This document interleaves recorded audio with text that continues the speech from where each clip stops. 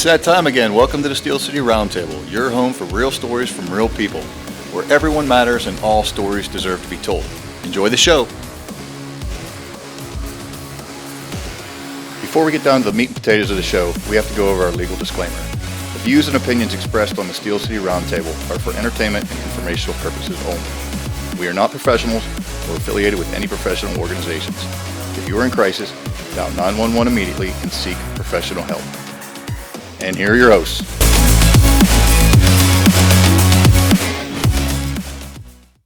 Hey guys, Mark Kneebone here. Thanks for joining us with the Steel City Roundtable. This is the return, actually filmed in the same day. Brandon Wood, how you doing, brother? Good, brother. Good. I'm super happy to be here. That first one, man.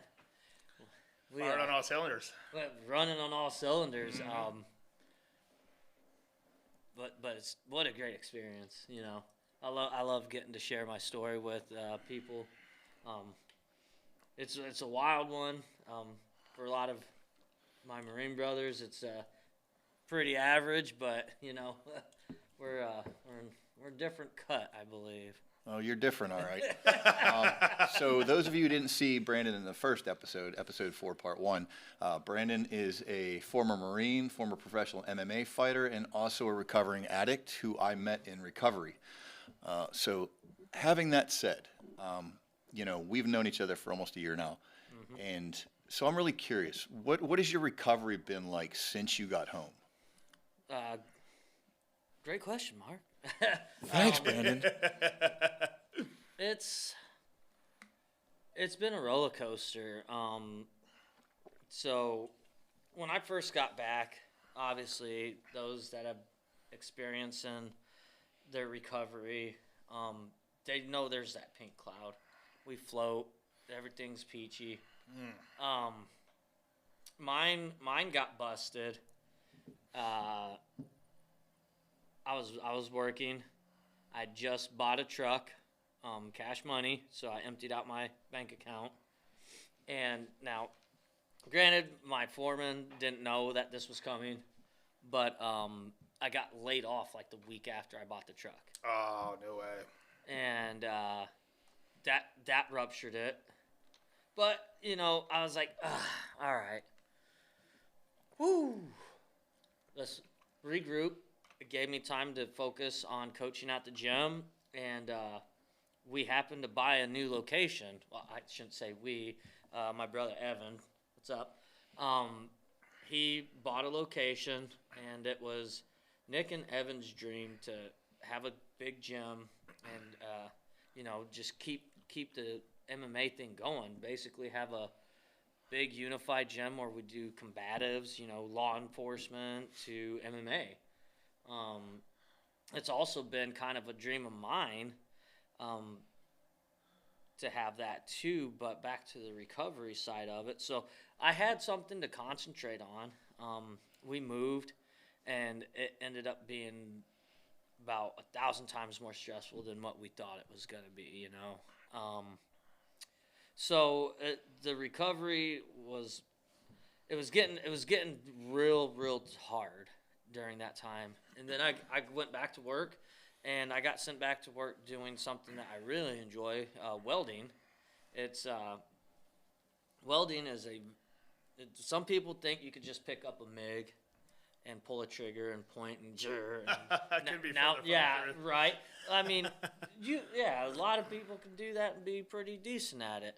But when you're talking about stick welding, TIG welding, I mean, it takes practice and talent and knowledge of the metals that you're using, how you're doing it. Are we doing pipe, tubing, plates, butt welds? You know, there's a whole world of it that a lot of people don't see, and I really enjoy it. So I got sent to weld.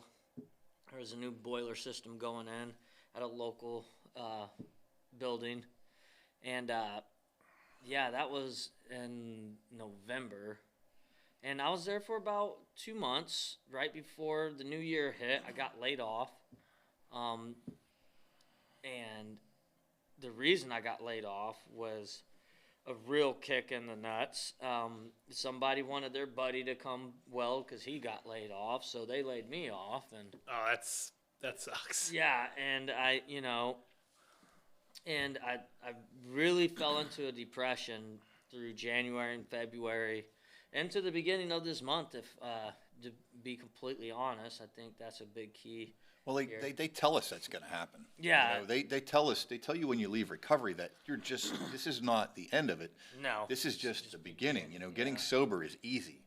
Getting off a substance is easy. It's maintaining off that substance when your world falls apart. Yep. And so basically. No, I'm sorry. Go ahead. Yeah. So basically, my world was falling apart.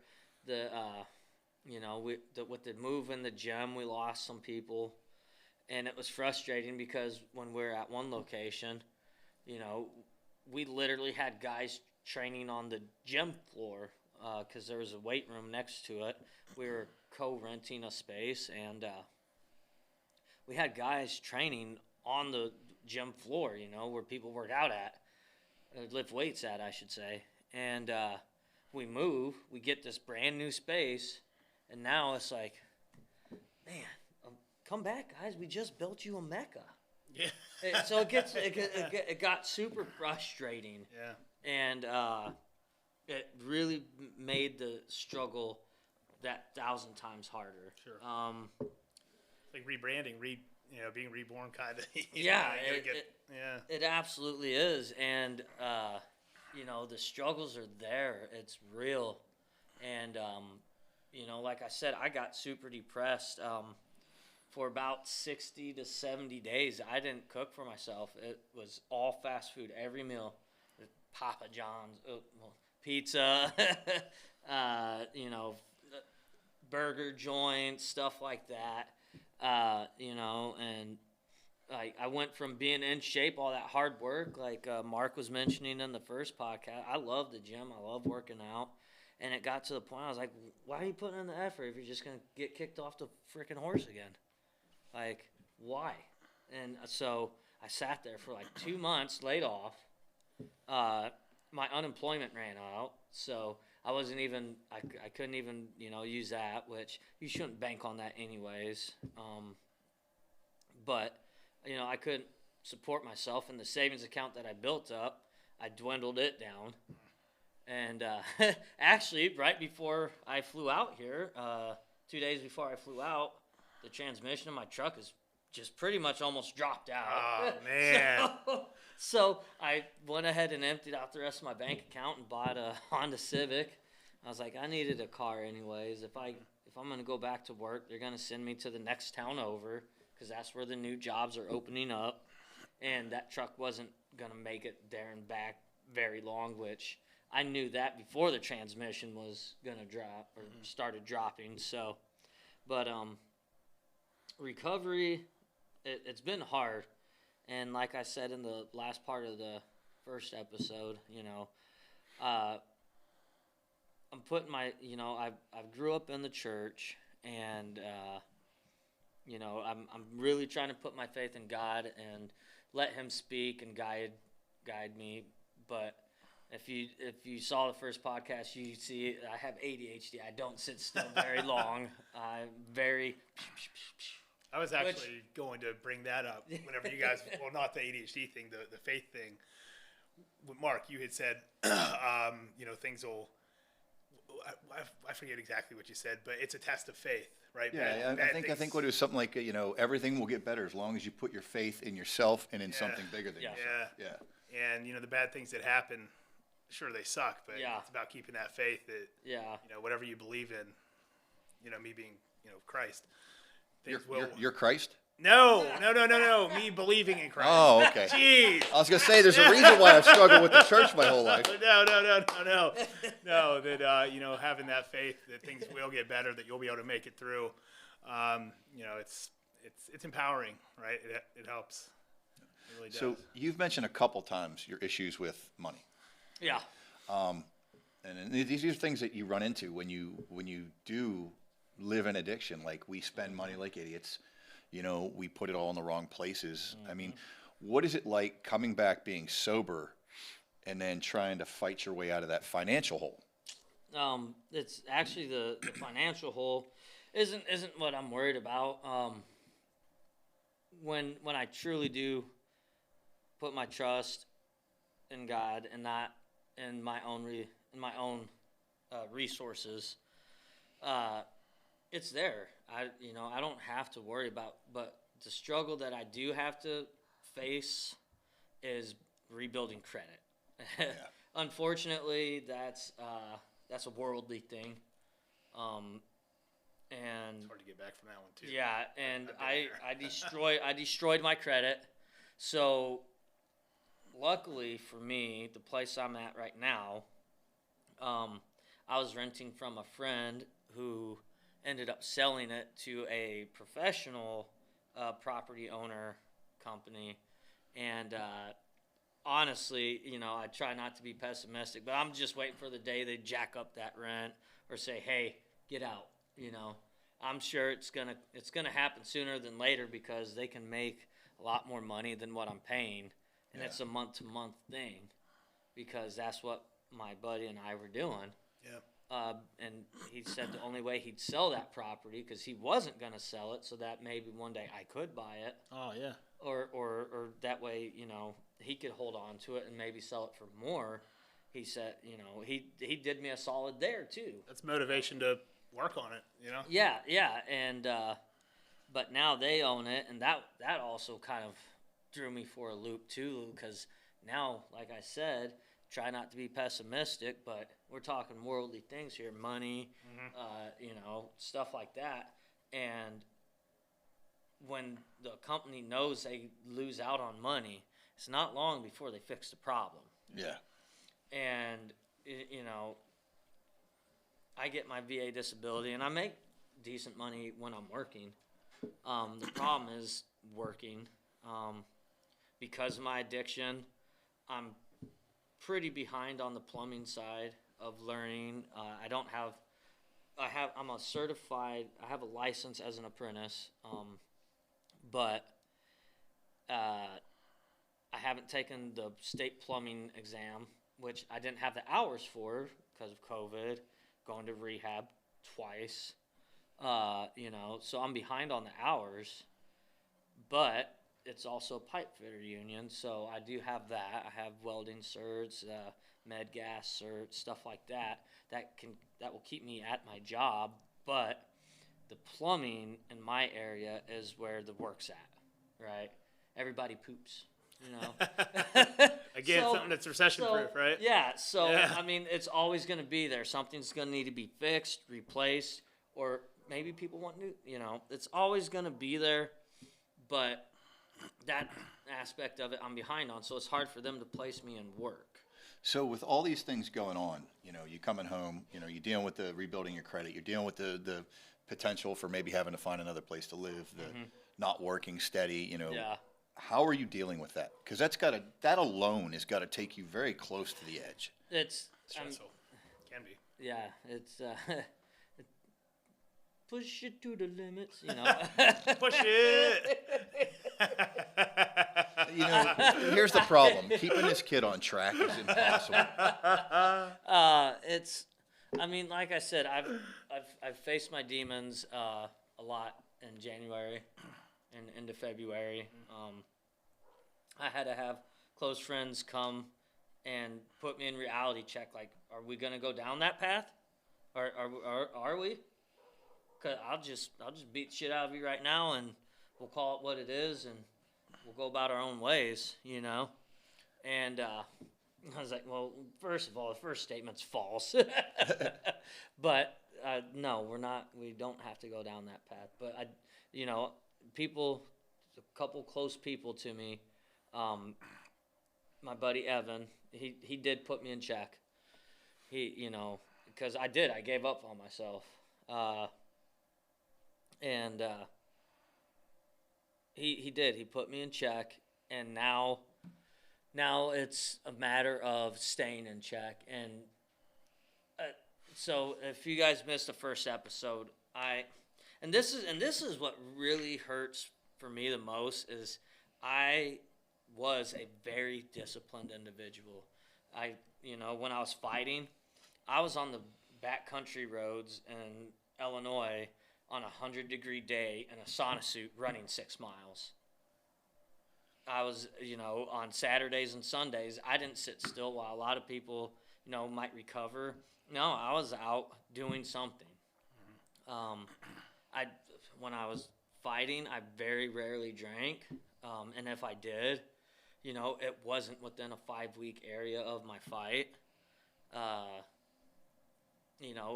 was going to college full time, had 2 jobs, a couple different long-term relationships. My fight career was, about a span of 10, 15 years, give and take, between contracting and stuff. But for the majority of my adult life, I was a disciplined, well-balanced individual. And then, I don't know, like I said in the last episode, or the part 1 of this episode, COVID hit and a perfect storm happened, and cocaine just understood me. It said, "Come here, buddy. I'm your pal," and I don't know what it is, but man, when it finally does wrap its claws around you, it doesn't let go. And Well, I mean, that's addiction, bro. Yeah, that's just addiction in general. It wants you unhappy. It wants you alone. It wants you dead. Yeah, it wants to kill you. And it's just addiction. Rather you're predisposed with a addicted personality or not, addiction, it hits a lot of strong people. You'll find a lot of people that were the strongest now have been brought to their knees by it, and that's what I hate. I hate losing. Like I said, my fight career, I joke about it, but it still irks me when that was another pill I was swallowing in January and February. I was like, this is a good time to be a full-time fighter, but in my area, there's not enough people that want to fight to have a professional / amateur gym. And unfortunately, also in my area, ego is a giant thing in the fight community, rather it's jiu-jitsu, Muay Thai, boxing, MMA. Like, there's a couple other guys that have started up gyms since we have, and it's like, why don't we just combine? Like, we're screwing each other over. We could all go back into fighting and be fighters and have a good pro / amateur gym. Yeah. And the only time Springfield had that was when Fiore MMA opened it, when Matt Hughes sold the Hit Squad to Jesse Finney. And a lot of us left because he came in and restructured it a different way, and we couldn't handle it. But back to the topic at hand here with recovery and how I'm handling it, like, I'm figuring it out day by day, brother, Sometimes minute by minute. Minute by minute. Like, I was telling you yesterday, I stopped counting my days. It's just another thing for me to screw up. Dude, I mean, it's hearing this is kind of bringing up some thoughts about our buddy Matt. Yeah. We have a friend that, he's relapsed pretty hard. And it's hard to watch it because, the first sign for me when I have an addict friend or myself, the first thing addicts do when they relapse is isolate. Yeah. You stop hearing from them. They stop answering the phone. Yeah. They stop talking to you. So you don't know what's going on with them, right? Mm-hmm. You know something's not good. Yeah. But you don't know exactly what's going on. And, I remember in November and December, we don't talk a lot on the phone, but, you weren't really I completely present, you know shut what I mean? off. Yep. And unfortunately, that's what we do. As addicts, we just don't know how to. We don't know how to let go of control sometimes. Mm-hmm. And it sounds like you're having that battle right now. Yeah. Like with trying to control your environment and kind of control which direction your life is taking. Yeah. So how do you get back to what we learned at our treatment center? How do you get back to, letting go of that control and, putting it in the hands of your God, to just direct you in the right way? Yeah. So, I've started that process, and part of it is I'm trying to get more involved with church. That's awesome. I told you, JB, I'm ushering next week. Yeah, that's awesome. I'm passing out flyers for the service, for Easter service. I'm getting up and going to church whether I want to or not. And that's, a lot of people that have been in the church don't understand that that's actually a struggle for people who that are coming back to or never have been a part of the church. Just getting up on a Sunday and going, rather you're hungover or you haven't had a drink in your life. Well, it's like going back to the gym after you've been out of the gym for a Yeah, couple months, right? Like you get there the first day and you get depressed because That's you a can't great way lift to put it. anything. Yes. Yeah. And then you don't go again. Yeah. And then you Yeah. wait another month and then you go back. But Yeah. all you got to do is get through that first 3 or 4 weeks. Yeah. And then you're back on track again. Yep. And I think that's a great way to everything. I put think it. that's everything in our lives, Yeah. you know. I think that's, recovery. I think that's mental health. I think Yep. that's, work ethic. It's every part of life. We tend to quit on ourselves before we give ourselves a chance to adjust and reacclimate to Yeah. what we enjoy and what we know we can do. Yep. You're still more disciplined than I am because I'm about as disciplined as a pair of shoes. Yeah. Like I'm all over the place. I'm all over the place, and I think this is from friend to friend, man. Sometimes you got to give yourself some credit and just Yeah. back off your own case a little bit, you're Yeah. really hard on yourself. That's we were talking about Tyler and stuff, and that was P.S. Did you notice all that stuff I used to write on my arms now? Yeah. It's all there. It's still there. But yeah, that's something I do struggle with is being my own worst critic. Mm-hmm.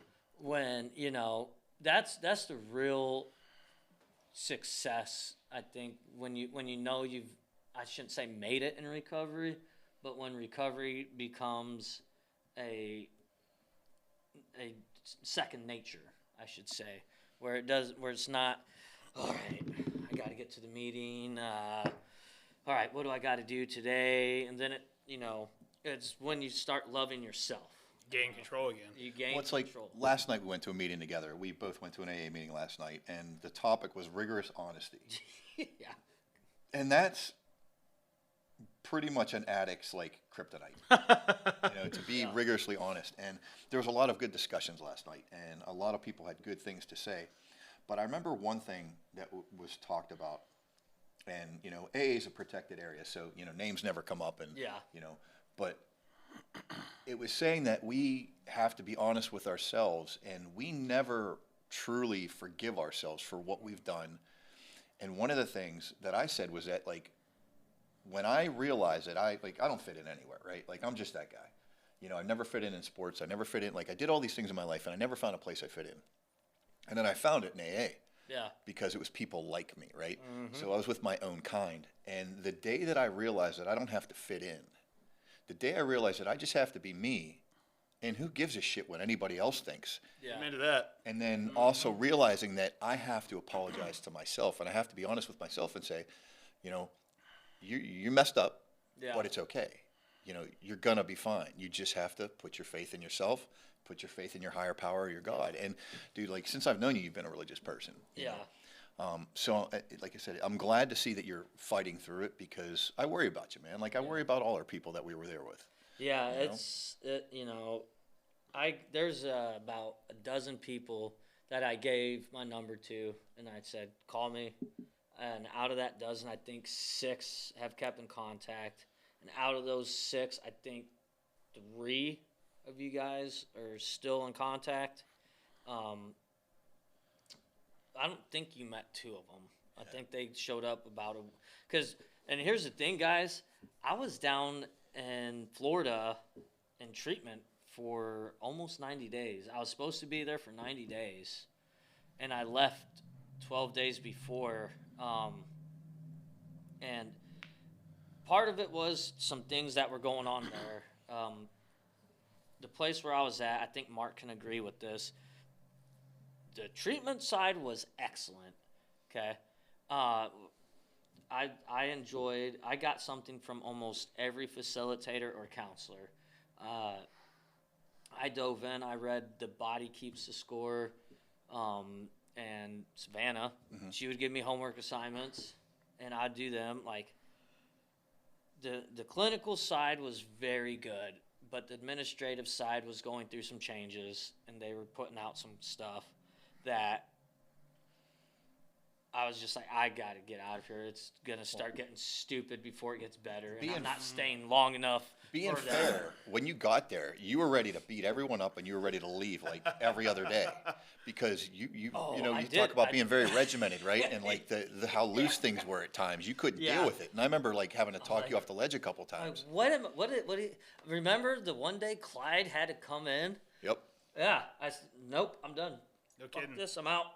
And that everybody got up and went, and Clyde, thank you, brother. He came in. He was like, "I'm not here to argue with you. I just want you to hear what you're saying." You know. Well, another thing is, like, I know for me, and I'm sure you probably felt the same way. You get to that point in treatment where you're just like, I'm not getting anything out of this anymore.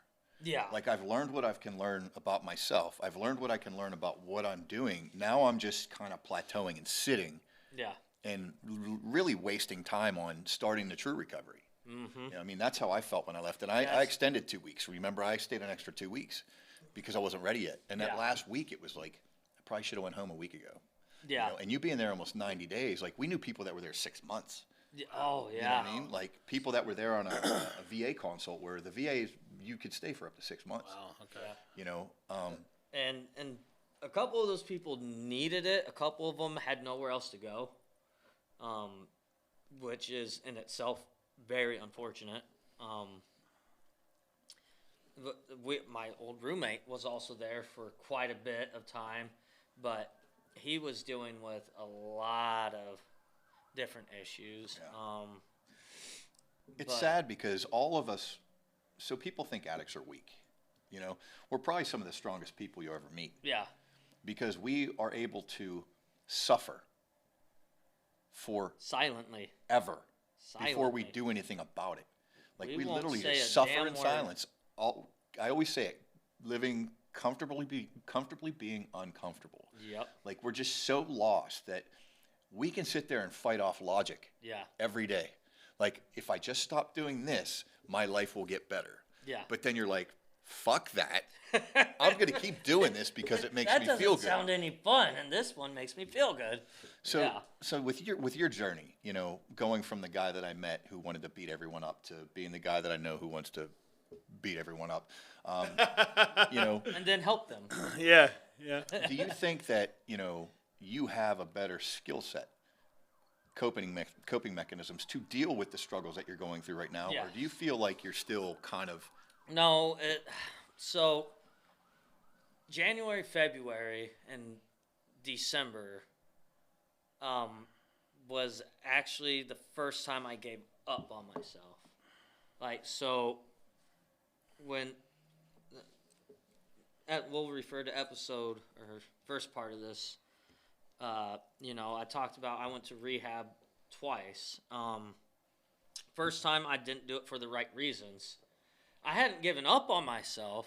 I just didn't care to, you know, I didn't see a problem is what was really going on.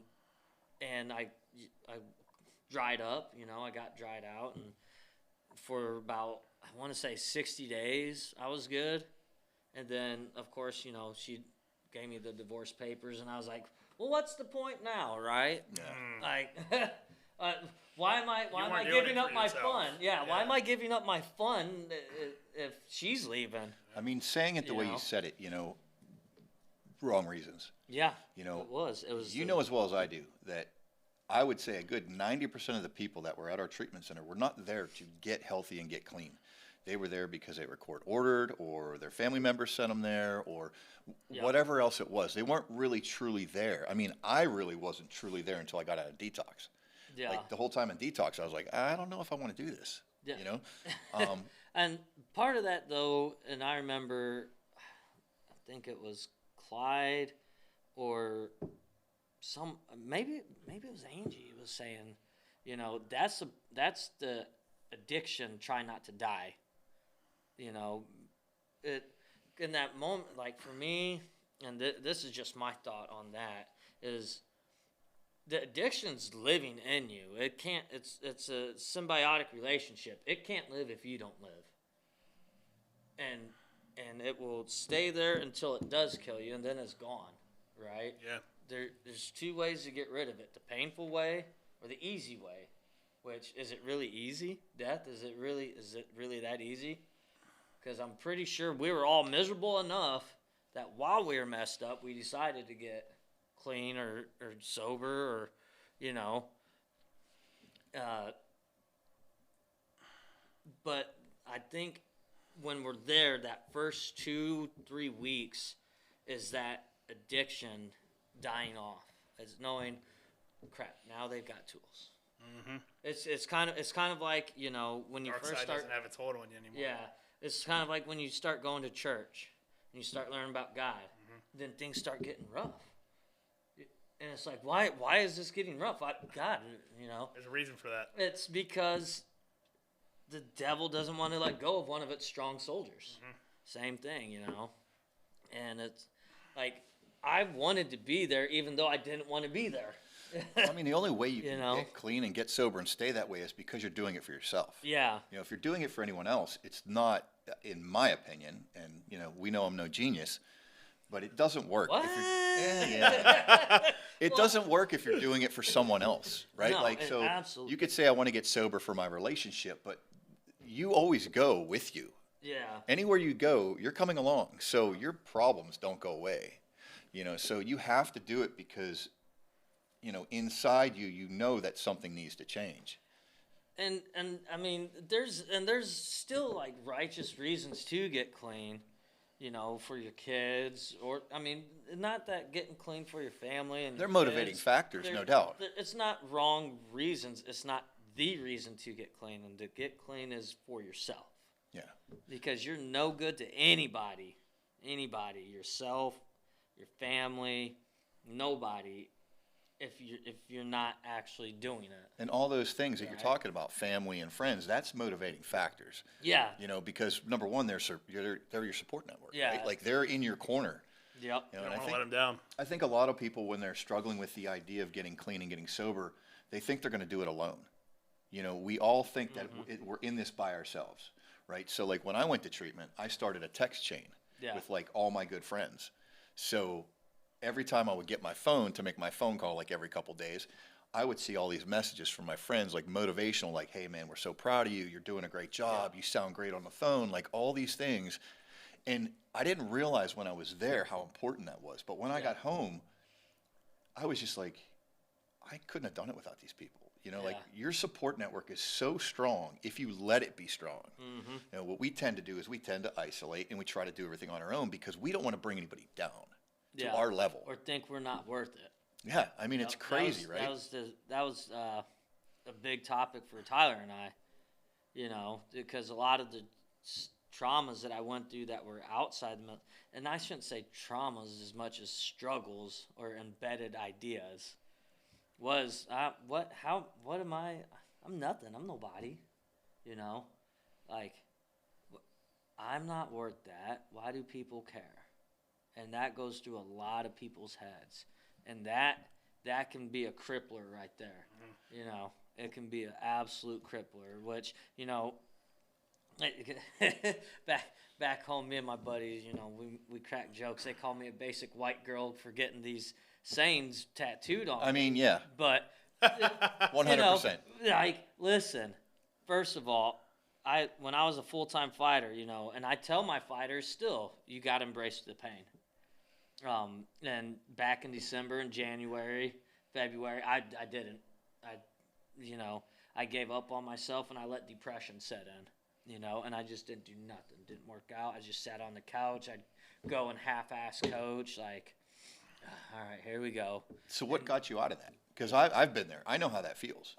My best friend Evan, he said, where are you going with this? Are you going to go back to it? Or are you going to give your balls a tug and let's go? Like, I get it. Like, life's done nothing but kick you off that horse. And I even make a joke like, we get kicked off the horse as long as we get up off the ground. What's wrong with walking it back into the stable, It's because you're not riding it. You're still not accepting that you have to break that horse in, right? Ooh, I like the way you put that. You can't just walk it in, because now it knows every time you get on it can buck you off, and you may pick yourself up and dust yourself off, but you'll never get to ride that horse, which we'll call that horse life, having a good life. Get to go somewhere, right? And a good life doesn't mean rich, doesn't mean living that meet the or keeping up with the Smiths or the Joneses, whatever the dang term is, It's just not living in misery. And that's the tricky part about the addiction is it's like that fat bastard scene. I'm unhappy because I eat, and I eat because I'm unhappy. It's from Austin Powers, right? Exactly. Yes. It's. I mean, there couldn't be a better phrasing for it. The food addiction is a real thing too. Absolutely, it is. But it couldn't be any more true. I was unhappy because of the things I was doing, but I was doing the things I was doing because I was unhappy. It's a vicious cycle. And very cyclical. Yes, and being down in Florida, they hit on that, and sometimes people forget about that, and that's what I did. I forgot about the hard work I put in. I forgot about the hours of. I mean, you remember my first EDM session, or not EMDR session? Your first EDM. Doom. That's what's in my brain all the time. I mean, the thing is, I know for me, I didn't think I was worthy of getting clean and having a good life. Exactly. I didn't think I deserved to enjoy anything because of the shitty things I've been doing. Yep. So when I'm sure you started to feel that again, because I know I get that sometimes where I'm like, why am I doing this? Why does anybody give a shit about me? Like, why are friends putting themselves out there for me? Yeah. How do you deal with that when you start to think that way? Oh, well, so and since it's so fresh, it's kind of hard to talk about, but it's also kind of exhilarating and freeing to talk about, because I got back to what we did. I started calling Clyde again. I got a therapist. I now enjoy coaching again. I hated it at first. I was like, I'm in better shape than all these guys I'm training. I could go to a gym and be a fighter again, and maybe I'm past that chapter, and I didn't want to accept that. And acceptance is what, step one, right? It's acceptance is huge. And that doesn't just go with your addiction. It's also with the stage of life you're in, and going through a midlife crisis. Yeah, I'm at a midlife crisis. Almost 40, and I just turned 50, bro. Yeah, I just turned 30, so I'm not too far behind the midlife crisis. I was still full-time fighting when I was 30, bro. I don't think I gave it up. I never really fully gave it up until recently. I still had dreams and grandeurs of the glory, So what's in store for Brandon Wood these days? Well, I have my wants, but my biggest one is wherever God takes me. Amen to that. You can't fight it. He has a plan. He kept me alive for something, and as much as I would love to own property and hunt my own property, or I'd love to find a girlfriend. It sucks being lonely, but I can't do that until I'm going off the old Major Payne thing, If the Marine Corps wanted me to have a wife, they issue me a wife. I'm going off of that. If God wants me to have a wife, He's going to put me in the right spot, at the right time, with the right people, and she will be there. And if that never happens, then it's not His plan, and it goes back to that acceptance and being rigorously honest. Like, It's kind of how I live too now that I've fully surrendered to the Lord's will. yeah, Whatever he wants is going to happen. And like I said, you know, some people are going to watch this and be like, oh, he's a hypocrite. He cusses. He's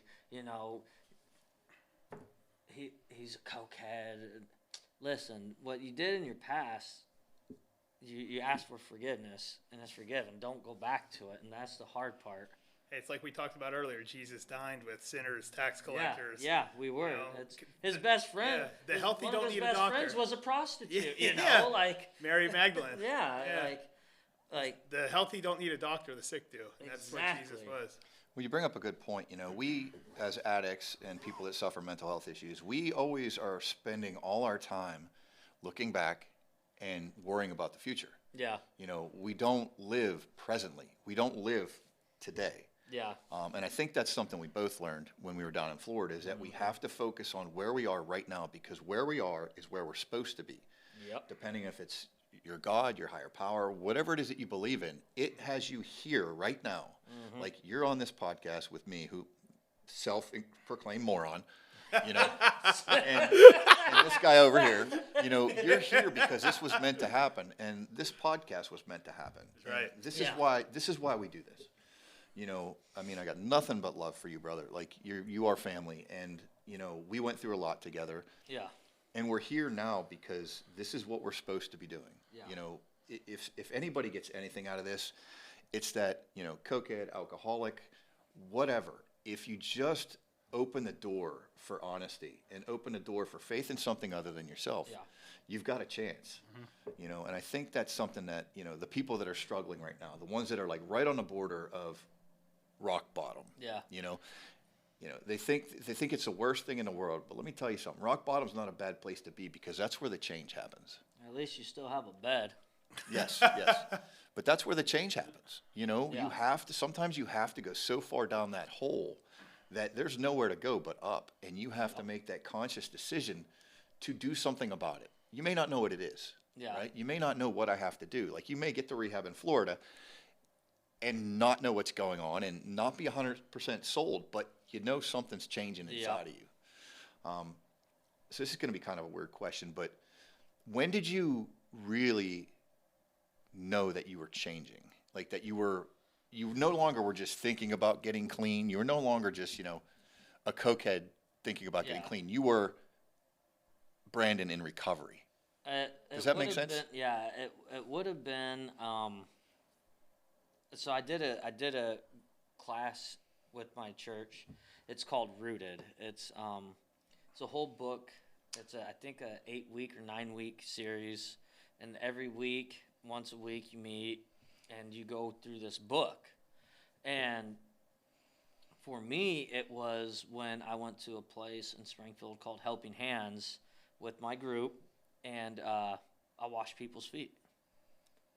Homeless people that needed haircuts or you know, just It's incredible. you know, basic maintenance that they don't get to have. Good for you, man. A fresh pair of socks, and you know, get their feet washed, get their hands checked. You know, because a lot of these homeless people, they have really bad hands and feet because they don't get to shower. They're walking everywhere. The luxuries that we often take for granted, you know, and I just got, I can't remember what month that was, but that's when I realized, oh snap, I'm in recovery, because not but 6 months ago or 7 months ago, I was right here. The people that were in recovery, or you know, that needed help. Rather, they were in recovery or at a place where they just get a warm bed and a meal for the night. You know, it was people reaching out for help. You know what the common thread is for people that are quote unquote successful in recovery? Yeah. Is in a 12-step program. It's a 12-step. It's service work. Mm-hmm. It's giving back to those around you. It's doing for Yeah. others selflessly without expecting anything back. Yeah. That's what keeps me sober. I'll be 100% on that. It's doing this podcast. It's, you know, just doing something that I may embarrass the crap out of myself at any moment on this show. I haven't been doing that for the last 2 hours, have I? But at the end of the day, the goal is selfless. Yeah. I just want to have people hear what it's like to struggle like this and know that they're not alone and know that they can do it if they just take that chance and put that faith in themselves. Yeah. And dude, I'm so proud of you. Like, I really am proud of you because you're a different man than when I met you. Yeah, I was an angry. What'd you call me? Angry elf. Angry elf. Yeah. Angry elf on a shelf. It's really ironic because my ex, her and her girls got me a Christmas shirt one year, and I gave you one guess to what it said on there. No way. Did it say angry elf? Oh yeah. No way. Oh yeah. Well, one of their favorite movies was Elf. Will Ferrell. Yeah, and so around Christmas, when things were good, we'd watch Angry Elf, and I lost that shirt at my first rehab. I wore it to rehab. Yeah. And they were supposed to have washed it and returned it. The pair of jeans and shirt that they took and washed, because they had to wash all of your clothes to make sure you weren't bringing bed bugs. Yeah, sure. Blah, blah, blah. Right. Same thing where I went, because the detox was a part of where Mark and I ended up meeting. But I never got it back. Never saw it again. Favorite pair of jeans, some Wrangler Flex Fit and the Angry Elf shirt. May those jeans and shirt rest in peace. Hey, if you have them, keep them, because you needed them more than me. I can buy new ones. It's no harm, no foul. But at the moment, I was an Angry Elf. Angry elf. That's a good one.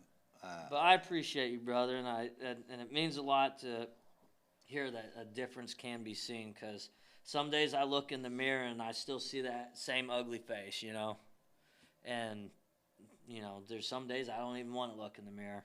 But I'm a fighter. I don't know. I don't know how to quit. I don't know how. And that's apparently because you were a cokehead. Yeah, I was about to say. I was about to say that's that double-edged sword. I didn't know when to say it was too much, and I needed help until it was stabbing me in the neck. But I also stab myself in the neck and then hold it there like, hey, I need help. I'm not gonna. Don't do that. Yeah, thanks. Disclaimer. Disclaimer. Yeah, I'm an please idiot. Please don't stab yourself in the neck. Yeah, So, don't do it. To the folks out there that are struggling with addiction, mental health, thinking about what their next step is, if you could give any counsel or advice on how to move forward in recovery, what would you say? And this can be a loaded question, because with addiction and all that, you have different levels of wealthiness. You have those that end up down in poverty, or maybe it started in poverty. Then you have people that still have their families and stuff. My advice to those that have people that can help them, do a little research. Stay with your friends for a couple days and try to do some research before just checking into a facility. Because unfortunately, there are those vultures out there that are just going to just cashing in on the recovery. Benefit on and they rely on your relapse. That's a shame. There are places like that. I'm not going to mention any of them. And not all of them are like that. And that's why I say, if you have somebody that you can say, hey, I'm messed up, I need your help, will you help me find a place to go? And able to gut it out for another couple days. Try to do some research. If you don't have financial means, just go get dry at least. And then find an AA community or NA or whatever you want to put in front of the A, right? Because at least you're dried out. You've got some drugs in you that will help you not go into shock and die, because some of these drugs and alcohol that you give up will kill you if you just, So seek medical advice. If worst case scenario, go to the hospital. I mean, you can check yourself into the ER. Yeah, it just if you've come across that and you know it's time to go, it's not a loss. It's winning. A loss is you 6 feet under, and that's the loss. And for those that don't care, like what I was saying at the meeting last night, when I relapsed after that first session, or I can't even call it a relapse because I never really did it for the right reason anyways, I just wanted to save a marriage. I didn't care where I ended up. And the first part of this episode, but that's when I figured that I had that moment of clarity, like, but I'm not going to die like this. Right? That's right. And just that in itself was enough. Like, no, you've been all over the world. You were somewhat a respected fighter, and no, you're not gonna die with a pound of cocaine up your nose. Like, not going like that. So even if that's your only factor to getting clean, at least go just start there. At least start it, because I think everybody can be honest and say it took more than one try, and if it was the one try, it wasn't easy anyway. So at least give it a try. What's the worst case? You get clean? Oh no! Yeah. Well, listen, Brandon, We're gonna live a good life now. I appreciate you making a trip to Pittsburgh to do this with us. I love you like family. I'm glad you're doing well. I nothing but good things for you in the future. We're always here for you. Absolutely. If you have anything to say to the folks, you want to put it out there? Again, thanks for listening to my crazy rant and rambles. Mark, I'm proud of you too, brother. You're doing great. And JB, Yes. brother, it's great to meet you. Absolutely, man. It's been a pleasure. This is wild. Like, I never thought I'd be on a podcast sharing and trying to help people. God's got a plan for you, like Yeah, you said, man. it's wild to think. But again, thank you, viewers. Hopefully, this is one of your favorite podcasts. I love you, Or brother. episodes. All right, folks. As always, we love you guys. We're glad you tuned in. Just remember, you're never alone. All you got to do is ask for help. It's always there somewhere. We always have a seat here for you, too, if you want to be part of the show. So, hey, JB, take us home. Yeah, well, again, thank you guys for listening. Thank you for tuning in. Brandon, thanks again for joining us, man. It's been a pleasure. Appreciate it. And hopefully this isn't the last time. Hey, whenever you give me the call, I'm back. Absolutely. But again, just remember, stillcityroundtable@gmail.com. Feel free to reach out with ideas if you'd like to be on, any constructive criticism you might have. But back to you guys. All right, guys. Till next time. God bless. God bless.